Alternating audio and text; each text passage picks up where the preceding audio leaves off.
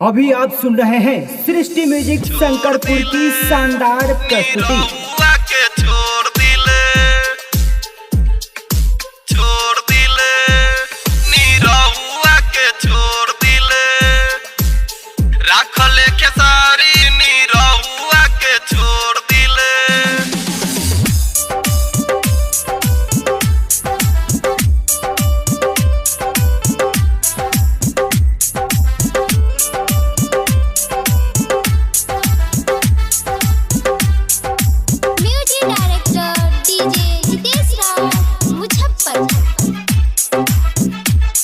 अभी आप सुन रहे हैं सृष्टि म्यूजिक शंकरपुर की शानदार प्रस्तुति।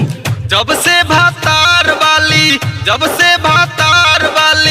भइले अमर पाली निरहुआ के छोड़ दिले राखल खेसारी निरहुआ के छोड़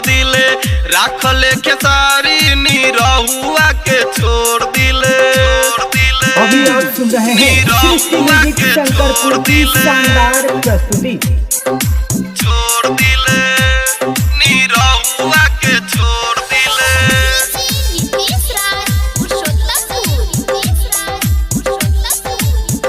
रिकॉर्डिंग स्टूडियो बेरसान राखल खेसारी निरहुआ के छोड़ दिले लागत निरहुआ से भइल नहीं मेल हो हिलावल खेसारी पलंग डाली के तेल हो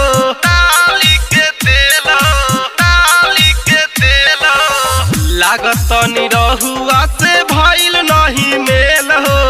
हिलावल खेसारी पलंग डाली के तेल हो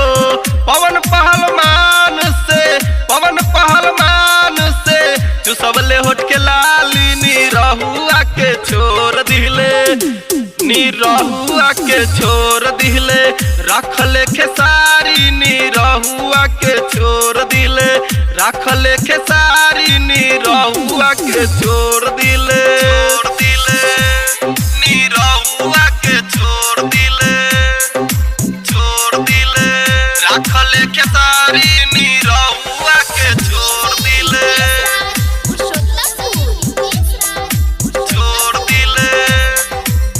राखल खेसारी अभी आप सुन रहे हैं सृष्टि म्यूजिक शंकरपुर की शानदार प्रस्तुति। राइटर कोशिला लिखले प्रेमी बरकस गावेला संतोष परदेसी गाना सगरो बजावेला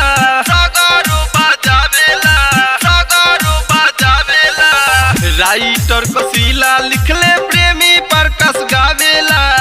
संतोष परदेसी गाना सगरो बजावेला सुजित राजू किने कान के बाली निरहुआ के छोड़ दिले राखल खेसारी निरहुआ के छोड़ दिले